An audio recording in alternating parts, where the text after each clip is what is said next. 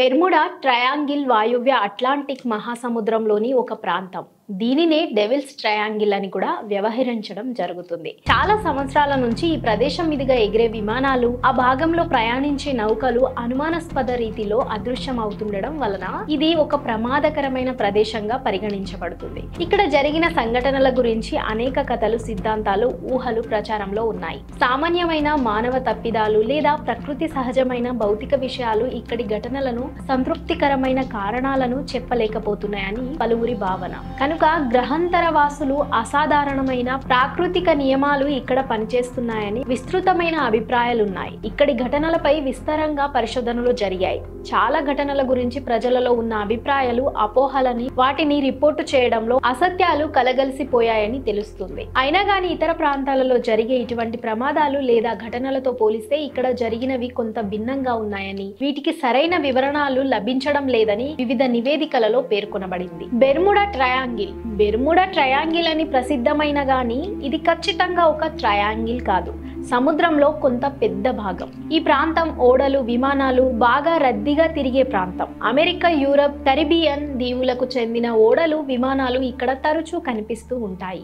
ఈ ట్రయాంగిల్ ప్రాంతంలోనే Gulf stream ocean current ప్రవహిస్తూ ఉంటుంది. దీని ప్రవాహం వేగం కొన్ని ఓడలు అదృశ్యం కావడానికి కారణం అయి ఉండొచ్చు. అంతేకాకుండా ఇక్కడ హఠాత్తుగా తుఫానులు చెలరేగి మళ్ళీ ఆగిపోవడం జరుగుతూ ఉంటుంది. కనుక ఈ సహజ సిద్ధమైన కారణాల వలన ఇక్కడ రద్దీగా తిరిగే ఓడలతో కొన్ని అంతు చిక్కకుండా మాయమై ఉండవచ్చు. ఈ ప్రాంతంలో అసాధారణమైన చిత్రమైన స్థితి ఏదో ఉందని మొట్టమొదట క్రిస్టోఫర్ కొలంబస్ రాశాడట. ప్రయాణంలో ఏవో చిత్రమైన వెలుగులు కనిపిస్తున్నాయని, దిక్సూచి కొలతలు అనూహ్యంగా అసంబద్ధంగా ఉన్నాయని, ఆకాశంలో మంటల్లాంటివి కనిపిస్తున్నాయని తన అక్టోబరు 11, 1492 లాగ్ బుక్ లో వ్రాసాడు. అయితే ఈ దృశ్యాలన్నింటినీ సరైన సమాధానాలు ఆధునిక పరిశోధకులు ఇస్తున్నారు. ఉదాహరణకు అతను చూసిన వెలుగులు అక్కడి తీరవాసులు వంటలు చేసుకునే సమయంలో వచ్చిన మంటలు కారణంగా వచ్చాయని చెబుతున్నారు. 1950 సెప్టెంబర్ 16న ఈవిడబ్ల్యూ జోన్స్ వ్రాసిన వ్యాసం బెర్ముడా ట్రయాంగిల్ గురించి అసాధారణమైన ఊహాగానాలకు, లెక్కలేనన్ని పరిశోధనలకు ఆద్యం. ఆ తర్వాత 2 ఏళ్లకు పెట్ అనే పత్రికలో see my story at our back door అనే వ్యాసాన్ని జార్జ్ సౌండ్ అనే రచయిత వ్రాసాడు. ఇందులో అమెరికాకు చెందిన 5 అవెంజర్స్ బాంబర్ విమానాలు అన్నింటినీ కలిపి ఫ్లైట్ 19 అంటారు, అదృశ్యం అవ్వడాన్ని వర్ణించాడు. తర్వాత ఫ్లైట్ 19 ఘటన ఒక్కటే వివరంగా అమెరికన్ లీజియన్ అనే పత్రిక ఏప్రిల్ 1962 సంచికలో వచ్చింది. ఇందులో వ్రాసిన ప్రకారం ఆ విమాన ప్రయాణ నాయకుడు అన్న మాటలు, మేము తెల్లని నీటి ప్రాంతంలోకి ప్రవేశిస్తున్నాము, ఇక్కడ అంతా అయోమయంగా ఉంది, మేము ఎక్కడున్నామో తెలియడం లేదు.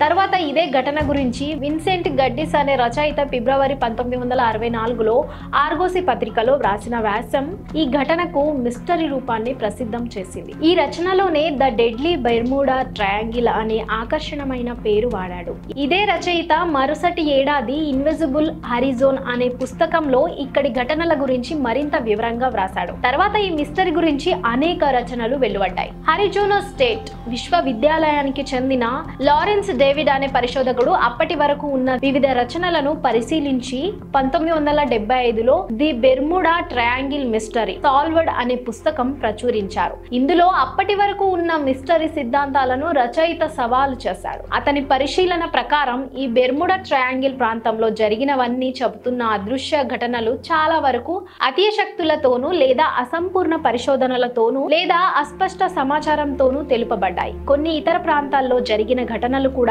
ఇక్కడ జరిగినట్లు చెప్పబడ్డాయి. తుఫానులు తరచూ వచ్చే ఇలాంటి ఇతర రద్దీ రవాణా సముద్ర ప్రాంతాలలో జరిగే ఘటనలతో పోలిస్తే ఇక్కడ జరిగినవన్నీ ఎక్కువేమీ కాదు. మొత్తానికి లారెన్స్ ఇలా తేల్చాడు, బెర్ముడా త్రికోణానికి సంబంధించిన మిస్టరీ కేవలం కల్పన, అపోహాలు, సంచలనాత్మక ధోరణి కారణంగా కొందరు రచయితలు అవాచితంగా గాని లేదా ఉద్దేశపూర్వకంగా గాని ఇది ఒక పెద్ద మిస్టరీ అనే అభిప్రాయాన్ని పెంచి పోషించారు.